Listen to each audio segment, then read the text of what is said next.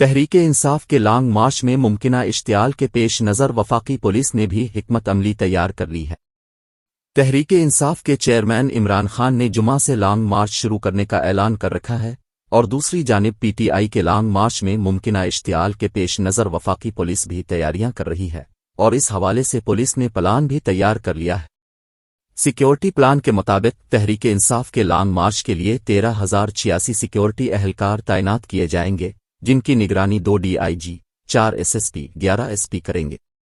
جبکہ 30 A S P اور D S P بھی ڈیوٹی انجام دیں گے۔ سیکیورٹی پلان کے مطابق لانگ مارچ میں وفاقی پولیس کے مجموعی طور پر 4,190 افسران و اہلکار تعینات ہوں گے، ایف سی کے 4,265 اور رینجرز کے 3,600 اہلکار تعینات ہوں گے، جبکہ سندھ پولیس کے 1,022 افسران و اہلکار بھی منگوا لیے گئے ہیں۔ کسی بھی ممکنہ اشتعال انگیزی ممکنہ ناخوشگوار صورتحال سے نمٹنے کے لیے سیکیورٹی اہلکاروں کو 616 آنسو گیس گنز اور 50,050 شل فراہم کر دیے گئے ہیں، جبکہ 611 12 بور گنز اور 36,700 ربر کی گولیاں بھی فراہم کر دی گئی ہیں۔